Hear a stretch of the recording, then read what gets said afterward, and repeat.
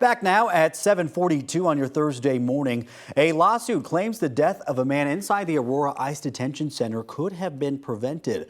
39-year-old Melvin Calero Mendoza was detained there in May of 2022 after seeking asylum. 5 months later, he died. His children are now suing the company that runs the facility and a doctor who works there. Joining me this morning with more details on the lawsuit is our 9 News legal expert, Whitney Traylor. Whitney, good morning. Good morning, Jordan. All right, let's first talk about the standards that they have at the ICE detention facility.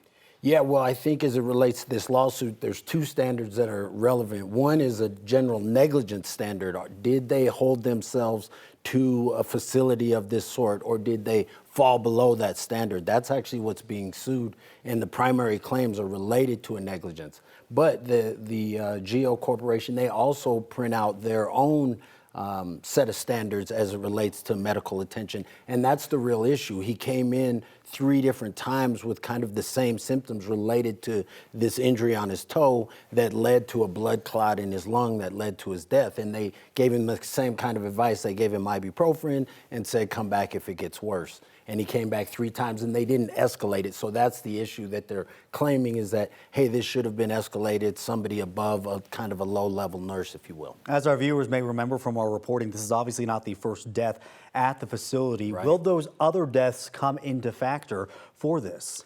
That's a great question, and they may come into factor as it relates to the actual lawsuit. So this would be an issue before the lawsuit, before the actual trial starts, where the lawyers will argue, hey, what evidence gets to come in, and that will be an issue. Hey, there's been so many deaths under GEO and these ICE detention centers that there's a pattern in practice. Now the other side is going to say, no, these were all individual, separate situations. They don't show a pattern in practice. So that'll be a dispute for the judge to answer. What is that legal next step in this case?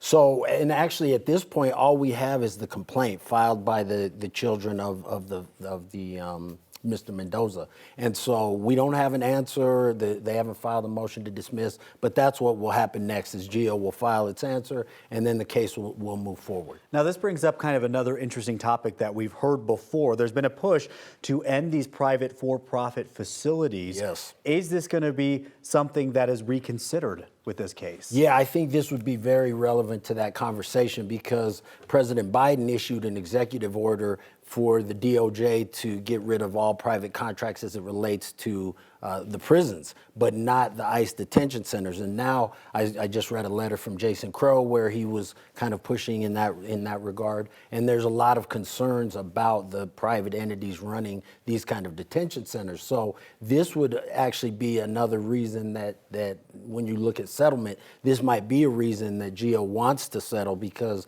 they don't want the publicity, they don't want discovery. All this information will have to come out. Lawsuits are public, so this is, one of the factors they weigh when determining, hey, should we settle this? Want to wrap this up quickly and keep it out of the public sight. Right, that's exactly right. All right, Whitney, we appreciate you helping us break that down. Thank you very much.